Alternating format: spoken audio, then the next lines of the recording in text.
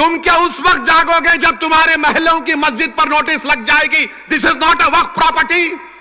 تم کیا اس وقت اٹھو گے جب درگاہوں کے سامنے نوٹس لگ جائے گی دس از ناٹ اے وقف پراپرٹی؟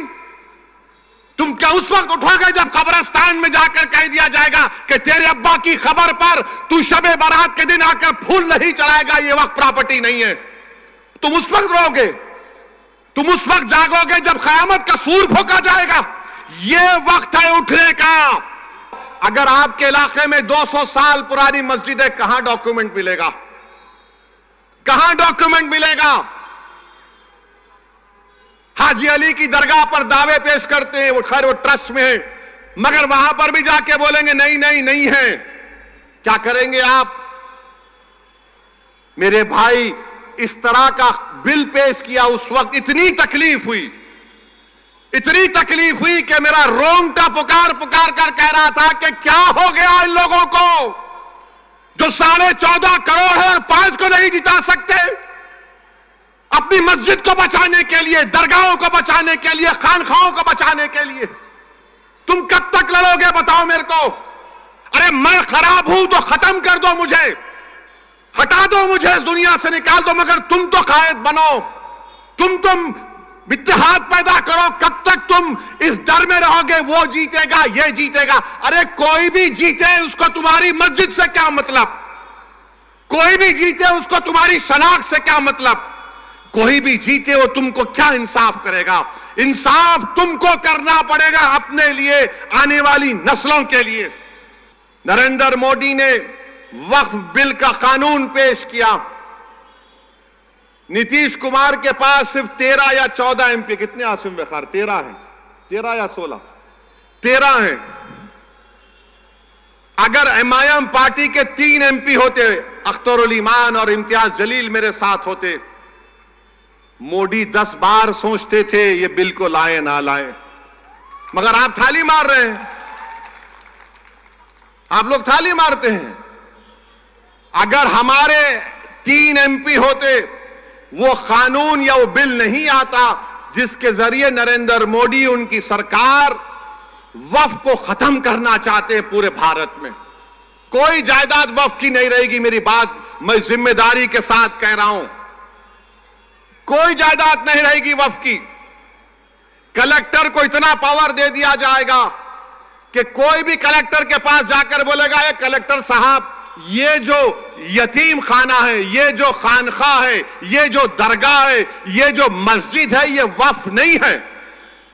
اب میرے اس بولنے کے بعد بہت سے لوگ بولیں گے اویسی تم کیا کہہ رہے ہو، پاگل ہو کیا؟ کوئی بھی جا کر بول دے گا ارے یہ قانون میں لکھا ہے، اس بل میں لکھا ہے، کیا لکھا ہے کہ کوئی بھی روڈ چلتا آدمی جس کا وقف سے کوئی تعلق نہیں ہوگا، وہ جا کر کلیکٹر کو بولے گا انکوائری آرڈر کرو۔ کلیکٹر جیسے انکوائری آرڈر کرے گا، اس میں کوئی ٹائم لیمٹ نہیں ہے۔ جب کلیکٹر انکوائری لکھے گا، انکوائری کمپلیٹ ہونے تک وہ پراپرٹی وقف کی نہیں رہے گی۔ آپ تو چلے گئی پراپرٹی آپ کے ہاتھ سے، درگاہ آپ کے ہاتھ سے نکل گئی، خانقاہ آپ کے ہاتھ سے نکل گئی، مسجدیں آپ کے ہاتھ سے نکل جائیں گی، قبرستان آپ کے ہاتھ سے نکل جائے گا۔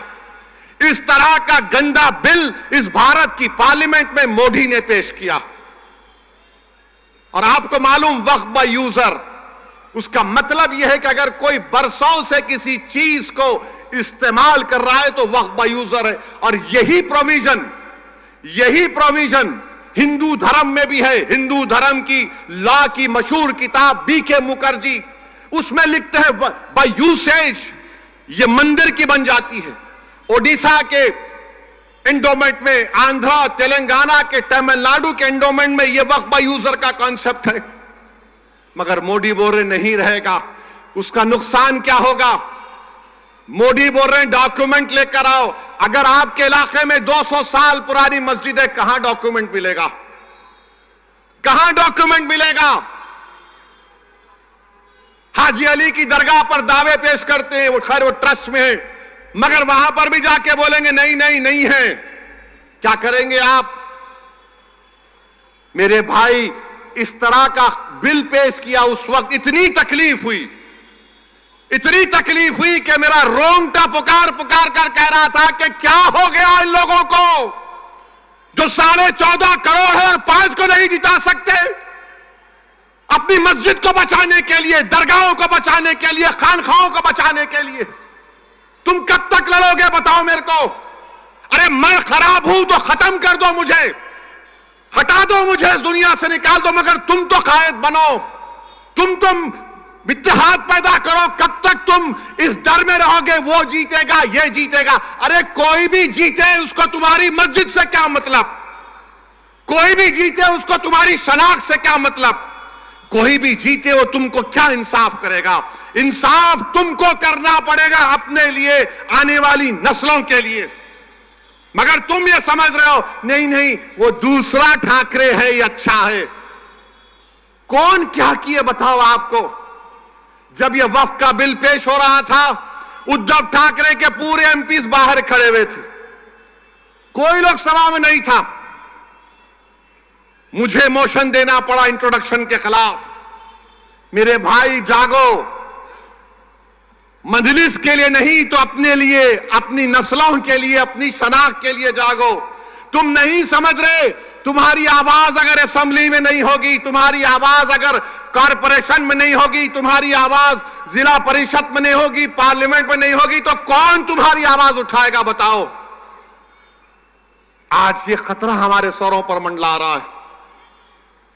अगर मोदी इस तरह के बिल को पार्लियामेंट में दोबारा पेश करेंगे, अगर वो कानून बन जाएगा, खुदा ना खास्ता हम कई मसाजिद, मदरसे, दरगाहें, खानकाएं, कब्रिस्तान की जमीनों को खो देंगे।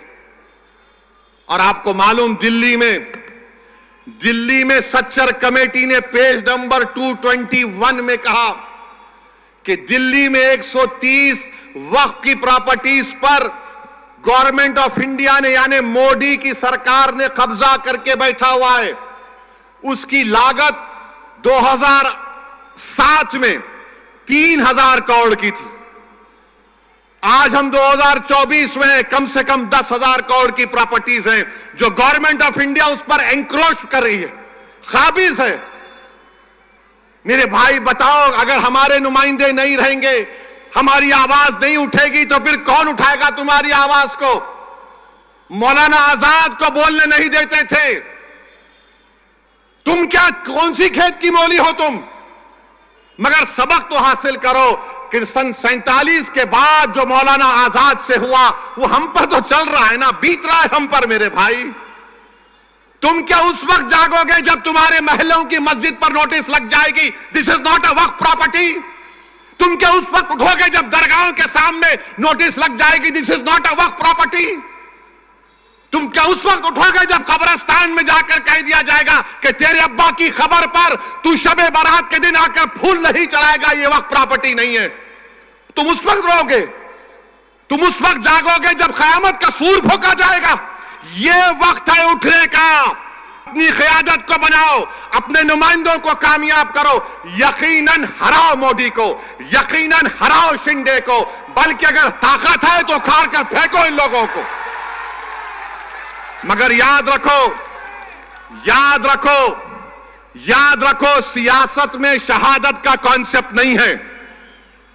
अल्लाह की राह में शहादत है तो जन्नत है, सियासत में जिंदा रहना है। तुम जिंदा रहोगे तो नेक अमाल करोगे, तुम जिंदा रहोगे तो काम करोगे।